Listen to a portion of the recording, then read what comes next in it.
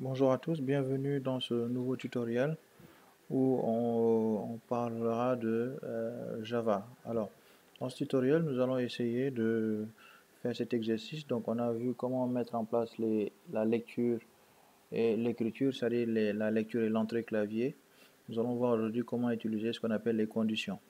Alors, nous allons mettre en place cet exercice. Donc, dans cet exercice, on doit écrire un algorithme qui demande un nombre à l'utilisateur et l'informe ensuite si ce nombre est positif ou négatif. Donc on va voir aujourd'hui en Java comment utiliser ce qu'on appelle la condition si.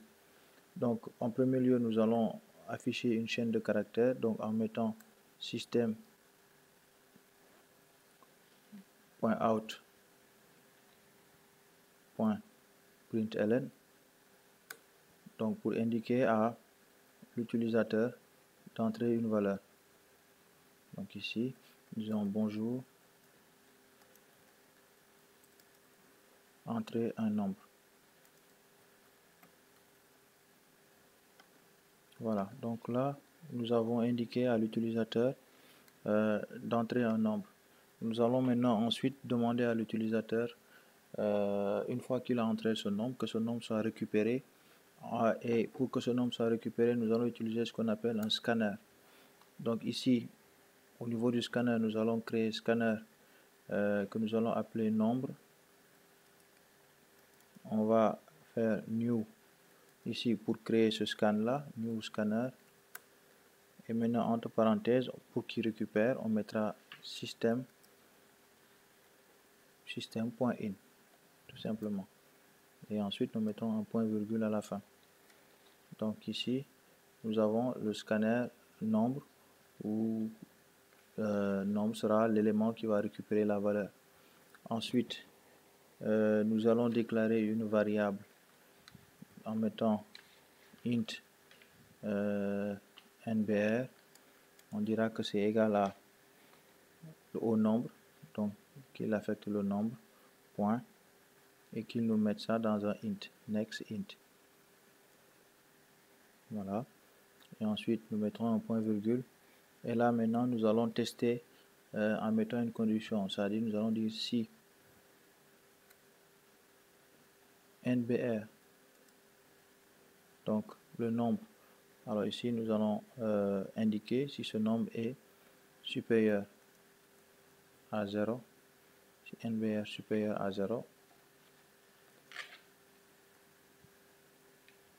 Donc, si c'est supérieur à 0, alors, donc on dira ici qu'il affiche system.out, qu'il affiche le nombre et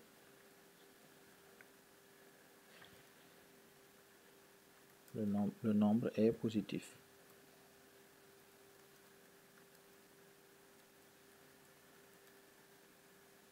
Ensuite, on dira else, c'est-à-dire sinon, system.out.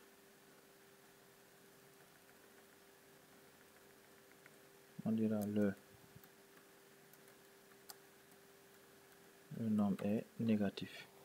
Alors, donc comme on l'a indiqué ici, donc là nous avons créé une chaîne de caractères qui affiche, et là la chaîne de caractères récupère et l'affecte dans le nombre. Là ensuite je prends le nombre que j'affecte dans le int, et ici ensuite je teste le NBR. Donc si je le compile, voilà, je lance l'émulateur. Donc là il est en train de le compiler. Voilà, donc là il me demande d'entrer un nombre. Donc si je lui mets un nombre, c'est-à-dire je lui dis le nombre 5, je valide, il me dit que le nombre est positif. Pourquoi? Parce que c'est supérieur à 0. Et ensuite maintenant, si je compile toujours, je reprends la compilation. Voilà, il me dit là entrer un nombre. Alors j'entre un nombre. Alors je dis par exemple -6, je valide.